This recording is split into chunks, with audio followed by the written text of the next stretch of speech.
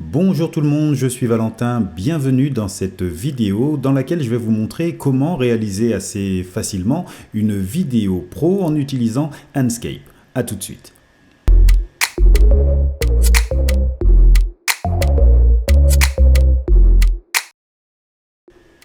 Cette vidéo ne traitera pas des paramètres de rendu, mais dans la mesure où j'ai l'intention de faire des vues à l'intérieur et des vues à l'extérieur, j'ai pris soin au préalable de créer des paramètres de réglage pour les scènes d'intérieur et des paramètres de réglage pour les scènes d'extérieur. Pour éviter les tests incessants, mais aussi et surtout pour gagner du temps dans votre productivité, je vous invite à imaginer au préalable un storyboard. Au moment du montage, même après avoir écrit un storyboard, il peut arriver de se retrouver avec trop ou pas suffisamment de rush. J'aurais tendance à dire que mieux vaut en avoir trop que pas assez. Pour ma part, j'ai l'intention de commencer et de terminer cette vidéo par des scènes d'extérieur. J'imagine comme première scène de la vidéo une vue sur l'intégralité de la villa avec un zoom lent qui amènerait vers l'intérieur, fractionné par quelques scènes sur les détails de l'extérieur. Ensuite, je continuerai par quelques scènes de l'intérieur de la villa, le salon, la cuisine, la serre et peut-être la chambre à coucher, pour terminer par l'extérieur par un dézoom de la villa dans son intégralité. Allez, c'est parti, on entre dans le vif du sujet. Pour commencer, je vais créer une scène qui sera la première image du début de ma vidéo. Cette étape n'est pas indispensable, mais l'idée c'est de vous montrer deux techniques pour créer des séquences simples. Je tiens aussi à préciser que je ne vais pas faire de parcours de visite dans cette vidéo. Si vous souhaitez savoir comment faire, je vous invite à vous rendre sur cette même chaîne sur la vidéo de Stéphane intitulée « Création de vidéos ». Très bien. Depuis le gestionnaire de vue, dans l'onglet qui porte le nom de mon projet, si je le déroule, on peut constater que pour l'instant, il n'y a aucune vue disponible. Eh bien, je vais créer la première vue et accéder aux paramètres de réglage. Le fait d'utiliser le gestionnaire de vue va me permettre d'être extrêmement précis sur la position de la caméra, mais aussi sur l'orientation ainsi que la position du soleil qui peut être enregistrée pour chacune des vues. Par défaut, Enscape a attribué un nom à la vue que je vais pouvoir bien entendu modifier. Enscape a également attribué un pré-réglage par défaut, vue extérieure. Pour une gestion des données plus simple, j'ai pris l'habitude ici d'arrondir les valeurs au cas où j'aurais besoin de les retranscrire pour une prochaine image clé. Je compte utiliser cette vue pour l'image clé d'entrée de ma première séquence. Une fois que mes valeurs sont saisies correctement et que la vue me convient, alors à ce moment-là, je n'ai plus qu'à cliquer sur Créer pour ajouter cette première vue à Enscape. Je viens de créer une vue pour mon image d'entrée de ma première séquence. Deux icônes sont visibles sous le nom de ma première vue. Le premier icône indique qu'un pré-réglage est attribué à cette vue et le deuxième indique que la position du soleil y est enregistrée. N'oubliez pas qu'ici, il s'agit de vous montrer une première méthode pour créer vos séquences vidéo dans Enscape. Je viens de créer une première vue donc qui sera la vue de départ de ma séquence. Je vais maintenant créer une deuxième vue qui sera la vue de la fin de cette séquence. Comme je vous le disais, j'ai l'intention de faire une sorte de zoom entrant vers l'intérieur de la villa qui sera en réalité un déplacement de la caméra vers cette villa. Depuis les yeux de la caméra, la navigation est définie sur le mode vol. Si je voulais par exemple simuler un regard à hauteur d'homme, eh bien je pourrais déterminer ici le mode marche et enregistrer ces paramètres pour la vue.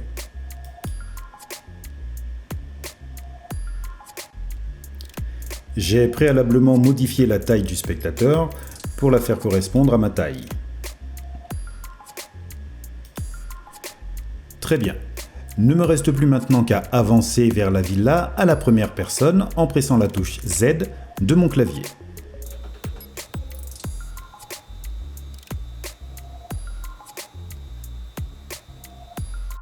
Je vais maintenant pivoter la caméra vers la gauche, histoire de regarder un peu plus vers le salon.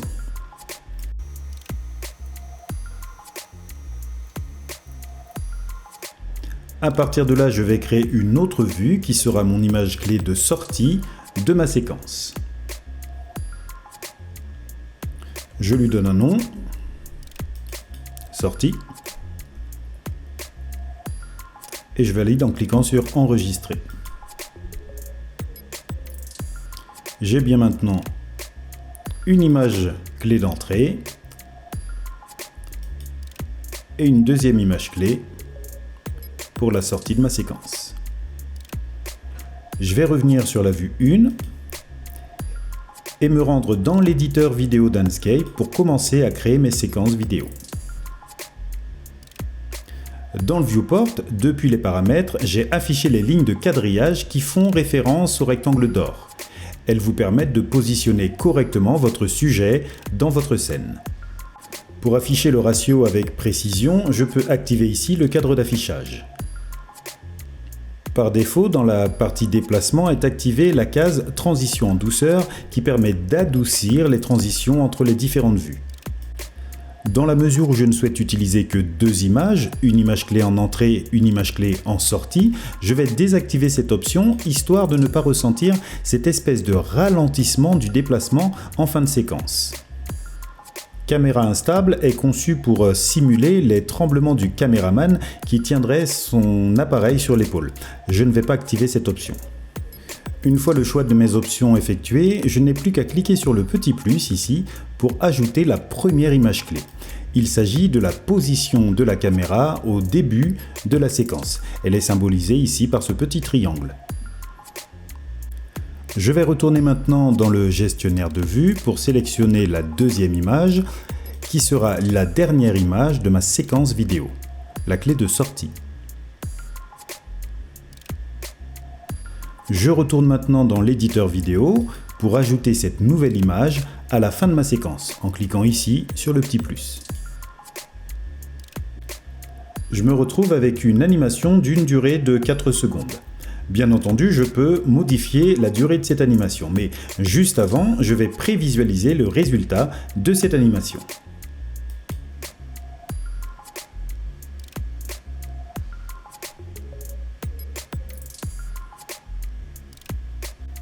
Si vous n'êtes pas entièrement satisfait par votre animation, vous pouvez à tout moment la modifier en sélectionnant l'une des images clés. Je vais donc sélectionner mon image clé de sortie, modifier la position de la caméra,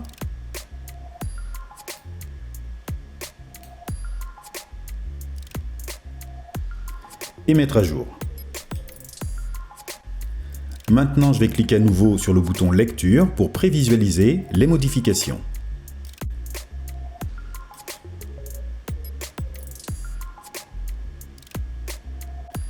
Très bien. Je vais modifier maintenant la durée de cette séquence pour 9 secondes.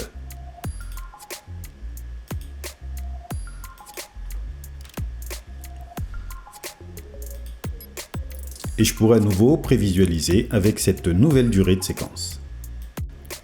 Ne me reste plus maintenant qu'à exporter cette séquence dans mon disque dur. Pour faire ça, je vais cliquer simplement sur le bouton Exporter. Les paramètres d'exportation ici font référence aux valeurs saisies dans les paramètres visuels. Dans un premier temps, la résolution qui par défaut est en Full HD à 1080, mais vous pouvez monter jusqu'à 8K. Pour ce qui est de la vidéo, on est sur une compression maximum. Il faut savoir que plus la compression est importante, plus le poids du fichier l'est. En revanche, ça réduit les artefacts de compression de la vidéo. C'est indiqué ici. Pour ce qui est de la fréquence d'image, on est à 30 images par seconde par défaut. Vous pouvez soit réduire à 25 images par seconde, qui est la cadence PAL utilisée en Europe, soit rester à 30 images par seconde, 29,97 précisément, qui est la cadence NTSC utilisée notamment aux États-Unis et au Japon, et puis les cadences 60 ou 120 images par seconde qui permettront davantage de fluidité de vos séquences et qui sont généralement utilisées pour créer des ralentis. Bien entendu, plus la fréquence d'image est importante et plus le temps d'exportation de la séquence le sera. Je vais me rendre maintenant dans l'onglet principal et augmenter la qualité du rendu à Ultra. Je n'ai plus maintenant qu'à cliquer sur Exporter pour lancer l'exportation de la vidéo.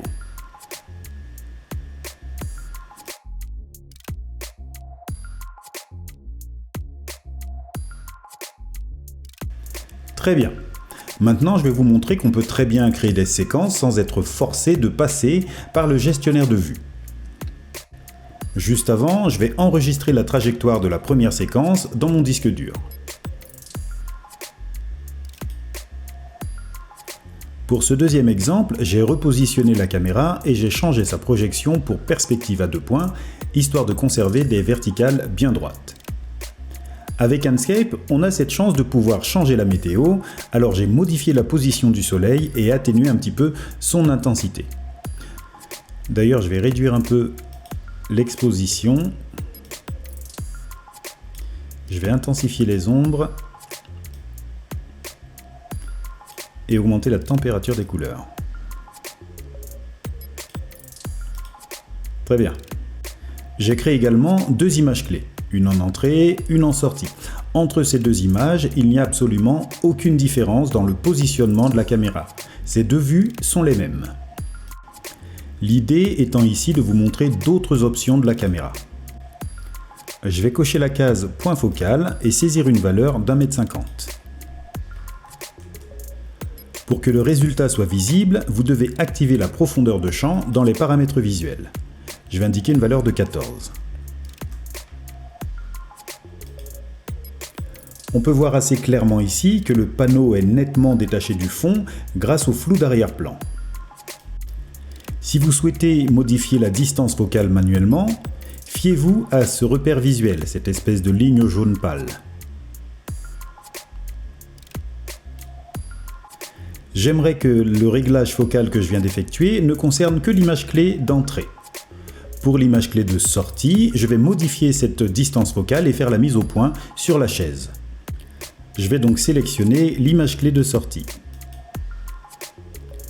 Je pourrais me laisser guider par le repère pour régler ma distance focale, mais je vais saisir cette valeur manuellement. 10 mètres. On peut assez facilement le constater, maintenant c'est l'arrière-plan qui est net. Je n'ai plus maintenant qu'à déterminer la durée de cette séquence et lancer la prévisualisation.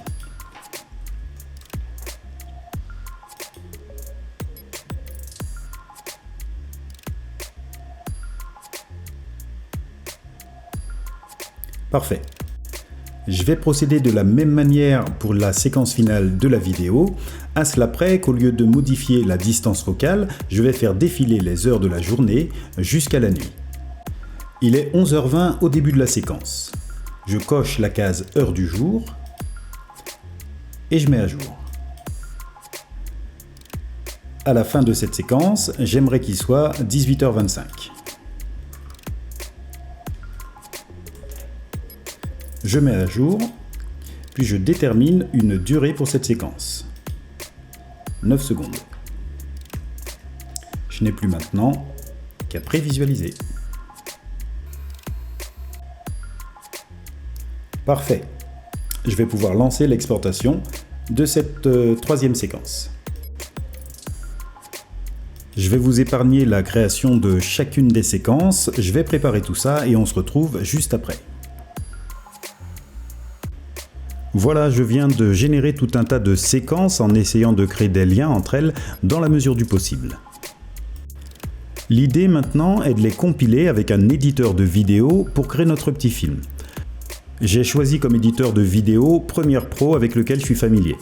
Bon, c'est pas un tuto Premiere Pro, donc je vais passer sur l'ensemble des détails de l'édition de la vidéo.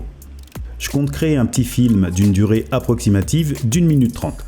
Dans ce film, j'ai envie de mettre une musique de fond que j'aurai déterminée évidemment avant de commencer le montage. Je vais donc commencer par glisser la piste audio dans Premiere Pro. Pour cadencer correctement la transition entre mes séquences, je vais me caler sur le rythme de la musique histoire de donner du dynamisme, même si la musique que j'ai choisie c'est une musique plutôt douce. Je vais laisser quelques frames avant la première séquence, histoire de créer un fondu, et je vais fractionner les séquences pour ajouter du texte gris très pâle sur fond noir.